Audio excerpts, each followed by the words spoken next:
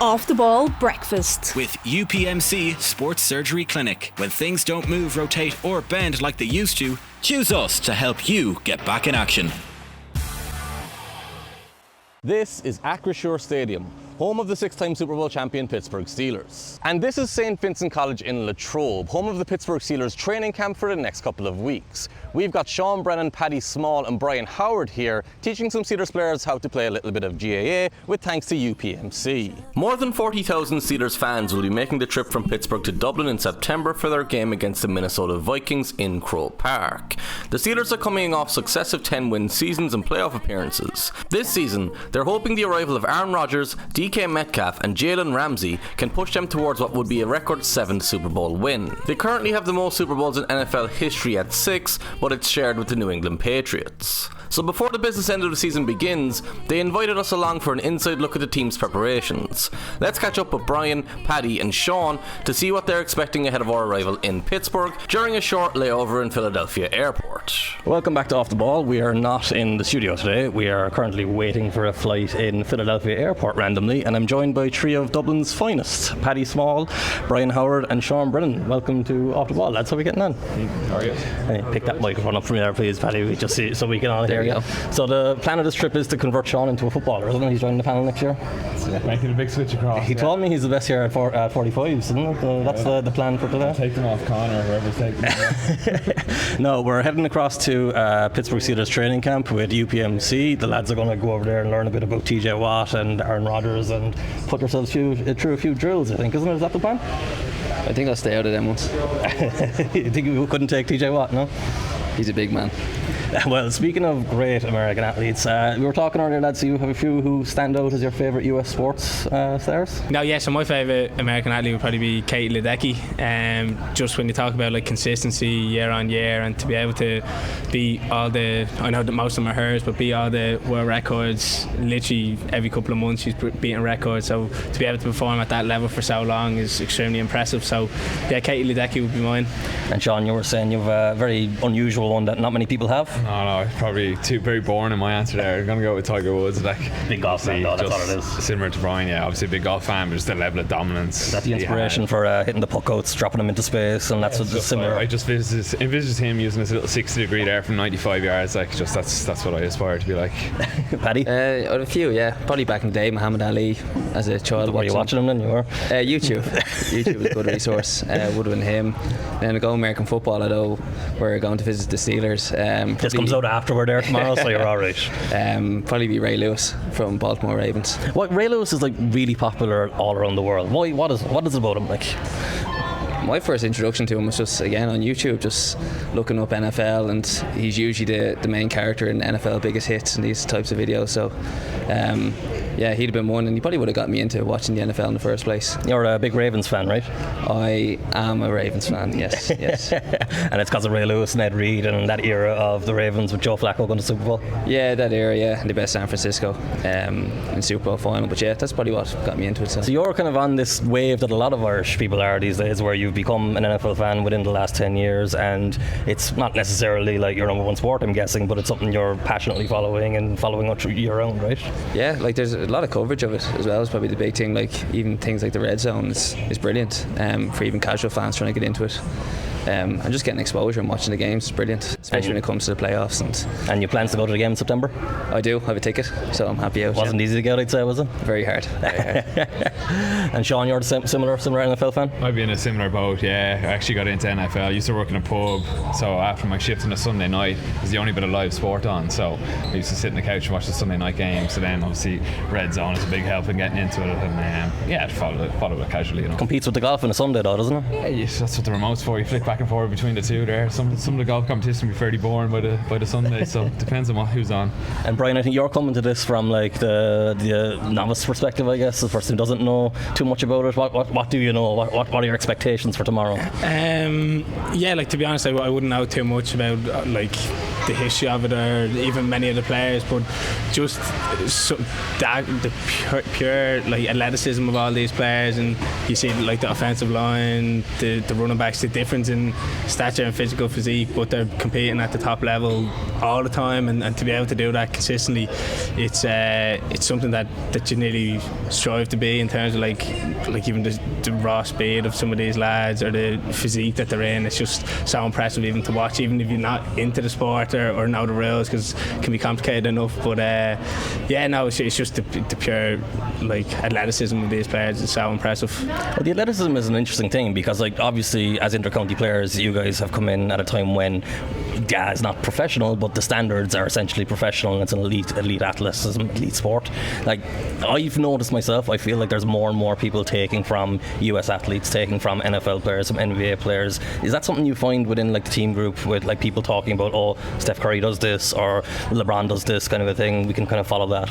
Yeah, and it's probably stuff off the pitch that they do in terms of like the recovery. There's a lot shown around like American sports and the amount of time they put into their recovery, and I know they're full time and they're professional athletes, but just how well they look after their body. If you look at like LeBron James, to be able to play at late 30s and at the top of his game, it's all down to his recovery, and he talks about it like he'd be up there 3 hours before a game, 4 hours before a game doing stretches or mobility work, and then after his rehab in the pool and in compression or whatever it may be. But just it's probably more so like that. I know the sports can be a lot different, but you see even some lads like of Mark Jackson, Charlie Smith going over now, that there's probably a bit of crossover now that people are starting to see with the technique of GAA players kicking off dead balls, and you can see how impressive they have done over there. Like they've sort of broken through a small bit. I know they haven't made it just yet, but it's a good pathway, and I could see a lot of other players having a pathway to go over to potentially give it a try. Have you ever kicked have any of you ever kicked an NFL ball?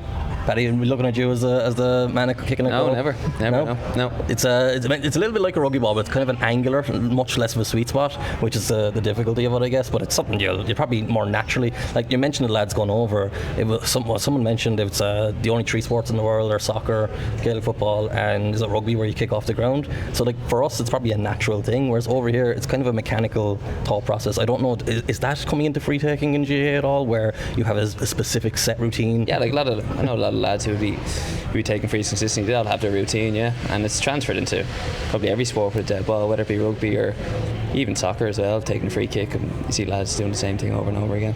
Well, Sean, you're not the man to ask about frees, but you were mentioned there's a few lads who might be a bit jealous that you're heading over to see. There's a few teammates there thinking they were wishing they were going. So. Yeah, probably more so the cooler lads anyway. Like I told them I was going, but I didn't go into too much detail there because I wanted the phone to be clear for the US pre-clearance, you know. So. Well, fortunately he got through, didn't get checked. We're all good. So anyway, the Steelers and the Vikings are playing on the 28th of September in Croke Park. You guys have all obviously played in Croke Park. What are your best memories? I know there's probably some obvious ones there, but are there any kind of overlooked moments that you haven't talked about before beyond lifting the trophy at the end of the season? Brian, I'll start with you.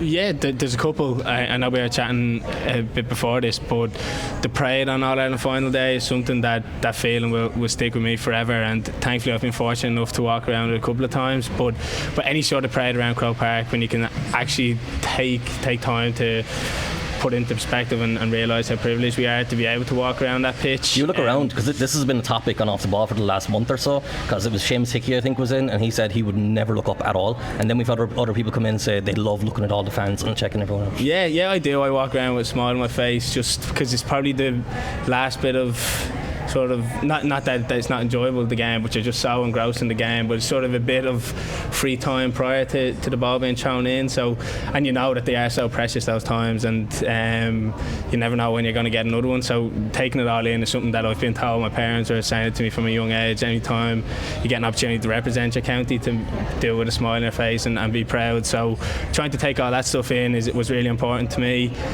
So that's one that would stand out. But also my debut back in 2017 or something, that my first time playing in Croke Park at senior level. So gone around and it wasn't even it was a Leinster semi-final, so it wasn't a sellout or anything like that. There might have been 25,000 there, but it was just a massive day for me. The hard work I've put in underage, and more so for my family and friends to see me out on the pitch, and they knew how much I wanted it. So they'd be two moments that will stick with me forever. It is one of those things, like you guys, you probably don't even think about this, but you are such a privilege, well, not privilege isn't right because you've earned it, but such a minority group that have played in Croke Park, just playing in Croke Park. I've never done it. Dahi behind the camera, I don't know if you've ever done it, probably has, he's done loads of things, but like it's such an incredible thing to get to do, and I'm not sure how many of the American players will have any history of it or anything like that, but still, like it's a phenomenal opportunity to go. Yeah, Brian touched on one, would have probably been my debut, but the other ones was probably just being a fan of Dublin actually growing up. So I remember being at the 2011 All-Ireland final. That was huge. I was behind the goal, not in the hill, on the other side. You've never been in the hill? Was it you saying you weren't never in the hill before? Never as a fan, no. Never, no. Did you climb in there after winning before or anything? Sorry, that sounds a bit dodgy. No, actually never been, no. Just, yeah, usually Hogan Cusack or... Still those fandom memories though, or what's the goal even after playing? I vividly remember 2011. Because I would have been very young at the time, and just the buzz of the whole thing, and even before that when Dublin probably weren't doing so well in 08, 09, and just even going in to see your own club mates was another thing. We were very lucky in Ballymun Kickham, so we had a lot of representatives all the time going in there wearing the blue jersey, so yeah, they would probably just be great memories actually going in and supporting, especially as a young person. And Sean, relatively recently you've won a Club All-Ireland in Croke Park, I think. Is that where we're going? Yeah, 2016, 17 seasons, yeah. Obviously, like Paddy there, like obviously 2011, 2013, 2015 there on the hill supporting the Dublin footballers and stuff. Like Croke Park is just a special place when it's full. You just like Aaron Naveen there, national anthem, just with 82 or 83,000 people, you just get goosebumps. Like, so it's just a phenomenal place to be as a supporter. Obviously a bit of success there with the club. Probably favourite memory is probably the Ballyea All-Ireland Club final in 2017. That was my first game in Croke Park, and obviously we won an All-Ireland Club final, so that's pretty special to be able to say that. Obviously most recently, a really good win against Limerick with Dublin, I got to play in front of a packed Croke Park in All-Ireland semi-final against Cork as well, so yeah, it's a special place. Like, I know NFL stadiums, some of them don't even hit 82,000, like, so no. It's most of them don't, as far as I know. It's phenomenal, like, yeah.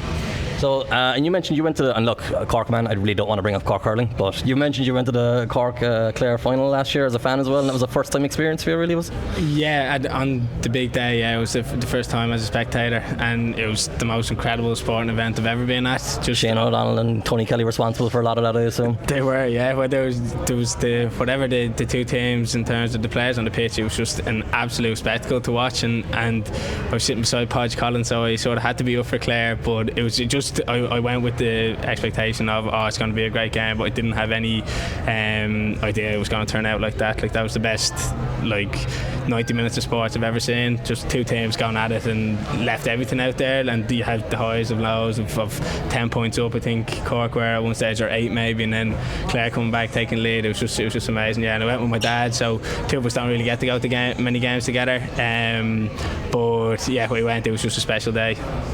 Yeah, I wouldn't describe that as the best 80 minutes. Not great memories for me there. Well, lads, what about tomorrow? What are our expectations? Who's going to be the best in these drills that we go through, and what are you looking forward to most to seeing tomorrow? Yes, I was just very intrigued to see how their training actually works. Like, obviously we're going to see the training camp, like, so just as a sports fanatic, like, just seeing what their day looks like.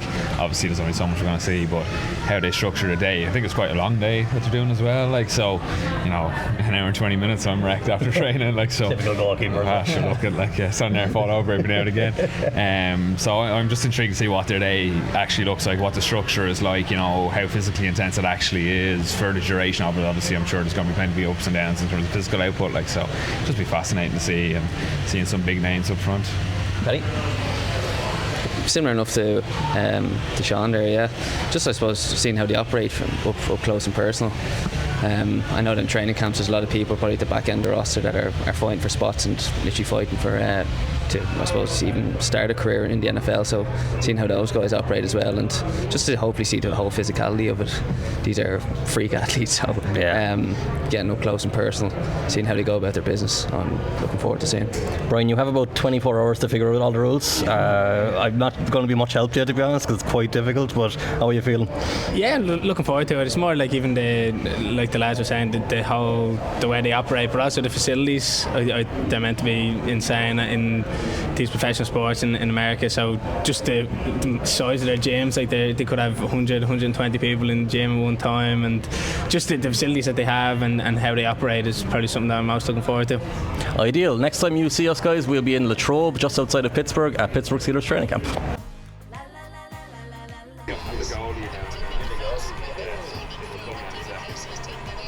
Great hurl, to be fair.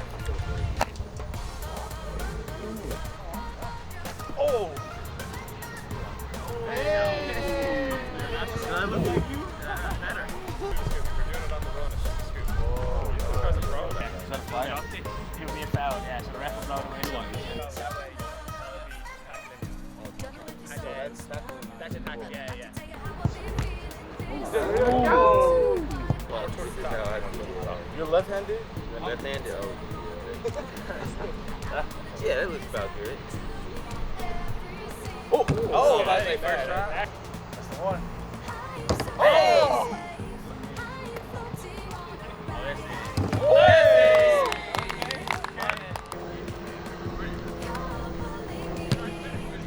That's funny. Sean, in you get.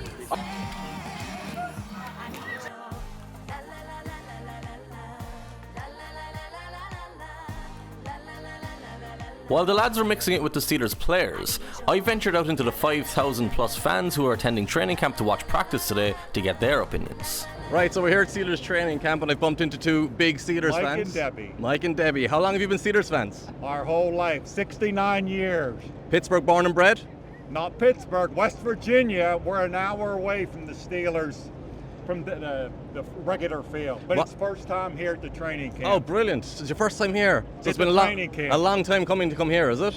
I can't believe we've never been here before, because this is a super unbelievable facility. And in the last Super Bowl, we were in Tampa, but tickets were too much. Just like I'm saying, we need to have cheaper tickets. I have two nephews who live in Frankfurt, and they both want to go to the game in your country. In Dublin. In Dublin. They want to go see it. But the money is Put the just call out. way Put the too- call out. The people will search tickets for you. How's that? How do you do it? Hey, you never know. A crowd. Someone will pop up. Well, they've tried, believe me. They're avid Steeler fans, and they follow them all over. But they're over there, and they loved it when you guys brought them to Ireland. What's your favourite memory as being a Steelers fan? At the last Super Bowl, like I said, we went to Tampa when they played Arizona, and the interception that Harrison had at the end of the half, and he ran it back 99 yards. I got kicked out of a bar. There was an Arizona fan. We were at a bar right outside where the stadium was because we couldn't get tickets. And there was this girl screaming anti-Steelers. She was MFing the Steelers the whole first half. And she had this Arizona towel. And then when he ran that back, I took my terrible towel and I said, "What do you think of that?" And she started crying, and they kicked me out of the bar. That's a true story. What's the most important thing Irish fans should know about Steelers fans before they come over? I just hope that you guys can understand and appreciate. I know soccer's big over there and stuff, but I appreciate you guys bringing the football from here to see what our football's like. And I just hope someday that you guys can appreciate it and see games and follow. I think we're going to have a good team. I think it's going to be a surprising team. I mean, all the predictions I've said, either first and second in the division, and maybe, make a wild card. Even if we make a wild card, I still think we got a good chance this year. I mean, I'm so proud of them. So lucky to be here. So lucky to be Steeler fans. My name's Don Jack, Steelers fan from Katanning, Pennsylvania. Really? So you've been Pennsylvania born and bred? Yes, sir. So how come we got the Steelers, like, unlike any other franchise, it feels like maybe the Cowboys or something like that, you get fans from all over the country, all over the world. Why do you think that is? I think mainly because, I would say we were so dominant in the 70s, obviously 4 Super Bowls. National media wanted to make us America's team. We didn't want it. Art Rooney said we're Pittsburgh's team, but that just doesn't stop people from liking us. We're the grittiest, most hard-nosed franchise in the entire league. Everybody likes, a blue-collar, sort of feel. Football's a hard sport. Obviously, you're going to root for the team who does it the hardest. That's why we got so many fans in Mexico and, Ireland, Brazil, places like that, So what does being a Steelers fan mean to you? It means my whole life. I mean, I grew up, my grandfathers, my great-grandfathers, my dad was a big Steelers fan, my mom's a big Steelers fan, all of my siblings are. So, I mean, it's just everywhere I go. I have so much Steelers memorabilia at my house,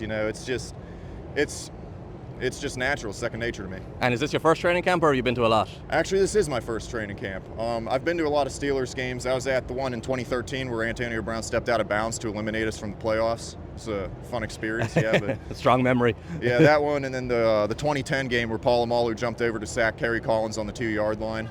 Is that your favorite Steelers memory? I would probably say watching Super Bowl 45 despite the result with my family, because everybody was there for that one.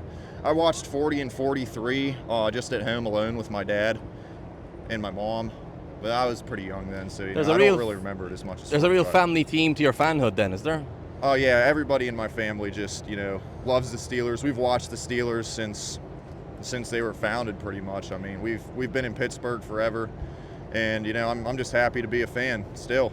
Ireland fandom would be very similar. Your family supports one team, so you follow them like that. What would you want, the Irish people, because obviously loads of Pittsburgh fans are coming in September for the game against Minnesota. I don't know if you're going yourself, but there's so many people coming to Ireland. What would you want the Irish people to know about what Steelers fans are and what they stand for? We are some of the craziest fans in the entire league. Obviously, a lot of us are born as Irish. I'm Irish myself by descent, about, quarter maybe. So it's not too far. Ireland and Pittsburgh, there's a reason why we get along. Dan Rooney, the ambassador to Ireland for President Obama. There's just a lot that we have in common. Show up, be rowdy, be loud, and jump out of your seats whenever Renegade plays. Oh yeah, Renegade, that's something Irish people are going to have to learn about. Absolutely, yep. So what are your predictions for the season? How excited are you for it? I'm very excited. To be honest, I'm hoping that we go 13-4, but I think more realistically we'll go 11-6 or 12-5. But I do think that we at least make the AFC Championship, and that's kind of a hot take with teams like Buffalo and Kansas City. But I genuinely think this is the year that we have a shot with Omar Khan tooling up our team so much. It's just something is different this year than it has been in the years past, and I have not said that for the past 5 years. So the road to the Super Bowl goes through Ireland. Thanks sir. very much. Thank you. Anytime. So it's about 36 hours maybe later than we last saw you in the airport. We're in a little bit of a better setting, a little bit of a quieter setting, nicer setting, nice sun is out.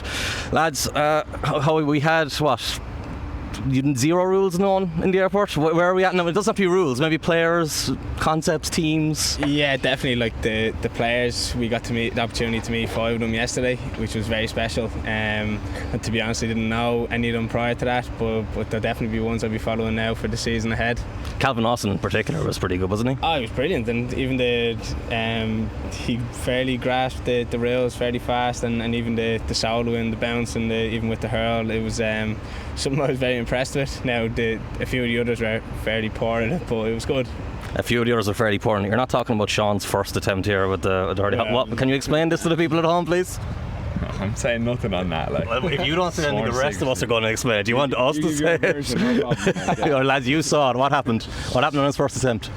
So Sean was talking up a massive game, giving him the rules, giving him a breakdown on how to use the hurl, and first shot shanked the ball. It was the most embarrassing thing ever. Double. He redeemed himself the second time, and then it happened again the third. We're blaming Earl. He didn't have the big boss that the goalkeepers always need, doesn't it? Hit when your hurl's half the size, to be fair. Well, how was the experience overall beyond that most embarrassing moment for you? Yeah, pretty good. It's pretty special to see them up close and personal, see how they kind of operate. Obviously, you watch a bit of it at home, so to be standing so close to them in the flesh, and those are such physical specimens. It's really interesting to see the level of detail that they have to go through in the trainings. Obviously, we got to see a bit of the walkthroughs and stuff, and everything is so pinpoint accurate, and a couple of guys were explaining to us all the variations, all the plays, and there could be hundreds of variations on 4 or 5 different plays. Like, so even like the level of intelligence you'd need to actually fully comprehend and understand all that. Like, it's, I don't know if I'd be able for it. Well, like, Paddy, like, did that surprise you? It surprised me yesterday how kind of slow moving it was, and how methodical everything was, and how much there was standing around. And like everyone we've talked to here, all the conversation was about what you're saying. It's so mental. Like did you know that coming in as an NFL fan? I suppose, yeah, it's probably a small bit in terms of the actual nature of the game, but you're right, it's probably a bit different to the Gaelic training. It's a bit more free flowing and stuff, but I think it's just the nature of the game. But at the same time, it's so impressive, just the actual details that they actually go into. Like Sean said, you could have 7 or 8 plays, and there's 20 different variations of the play, so actually seeing that and the level of detail was very impressive. Well, we talked about putting you up against TJ Watt, but TJ made sure to stay away from us. He didn't come near us at all. But we were about 7 metres away from DK Metcalf at one stage, watching him doing one-on-ones. That was ridiculous, wasn't it? He's a freak. He's a total freak. And there was another guy, Darnell Washington, number 80, 6'7". I'd say he's about 150 kilos, and he can shift as well. So, yeah, they're big guys. We had that 7-on-7 thing as well, where they were on the 2-yard line, and we got to see Aaron Rodgers in kind of not necessarily full flight at this stage of his career, but he was still like throwing dimes, and he hit a few touchdowns out wide. Like, we were right next to that at the back of the end zone. That's got to be one of the cooler things we've kind of seen live, right? Yeah, that's pretty incredible. Like, obviously Aaron Rodgers is probably one of the better known people in the NFL, especially probably for an international audience. There's a profile he built up in Green Bay and stuff like that as well. So, like, seeing someone of his caliber, probably he'd probably be Hall of Fame and all that type of stuff down the years. Like, so seeing someone like that in the flesh up close is pretty cool. So, Brian, is Pittsburgh Steelers training camp the weirdest place you've been recognised in your life by Irish people? There was a swarm of them at one stage. Yeah, it was. You don't really expect to be walking around Pittsburgh and get a tap on the shoulder, but yeah, we met some lads from down. They were over to play football for the weekend, so that was cool.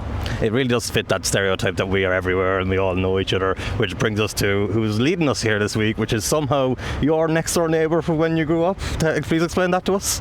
Yeah, that's a pretty weird story there. So Greg is working on the Steelers marketing and PR team. Greg lived in the same state, grew up in the same state as me. Obviously both of our families went to the same primary school, secondary school, so we would have carpooled to school together in the mornings. And then next thing I walk into the Steelers training camp, there he is. So it's pretty weird.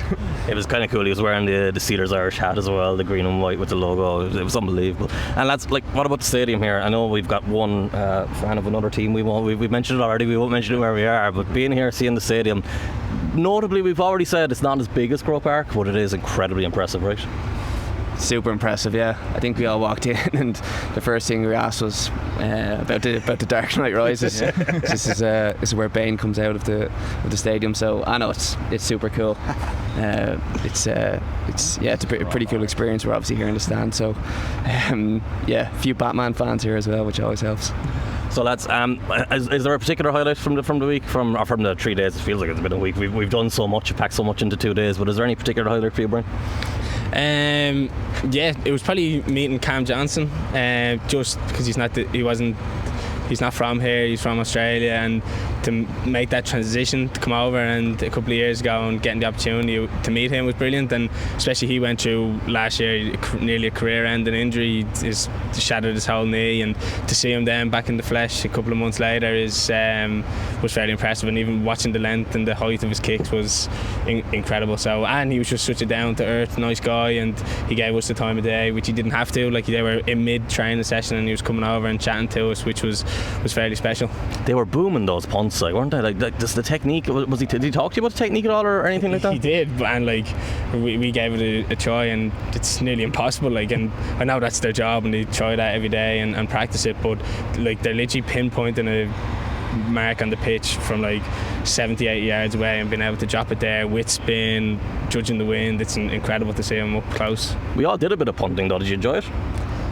Yeah, it was very cool. Yeah, but like Brian said, actually seeing the experts do it was pretty cool. Like, there's like Cam there, he had a hang time of 6-7 seconds with the ball in the air. Like, it's crazy. And then we were chatting to Calvin Austin, who's a punt returner as well, and talking about how he goes about that as well. when he's 21 lads converging on him, trying to essentially put him into the ground. So it was very cool actually seeing him up front in person. It kind of highlights the value of being here and being at games, because you're seeing a punter, like on TV you see a punter and it's like, oh, he's punting the ball, who cares, I'll go get something to eat or something, I won't pay attention. But then seeing it up close in person, it was just something completely different, which I guess brings us back to the game in September. Like, right, I know you weren't scheduled to go before this trip, I don't think, but you were just saying you're looking to go to an NFL game now, right? Yeah, and especially with the Steelers, like, I feel this is going to be my team now that I follow. But I've seen a few games and I didn't really know the rules, but seeing the training session and seeing the amount of details that go in, and even some of the drills they're doing, I'm like, I can definitely see myself picking it up. And I think September might be a bit close to try to get tickets for the game now, but I'll definitely be watching it either way. I mean, we're in the locker room, surely someone around here can slip you a ticket. We'll try and talk to them behind the scenes. Anyway, lads, thanks for that. It's been a brilliant trip, we've had a great time, and the Steelers have been incredible for us as well, giving us all this access, so thanks to them as well.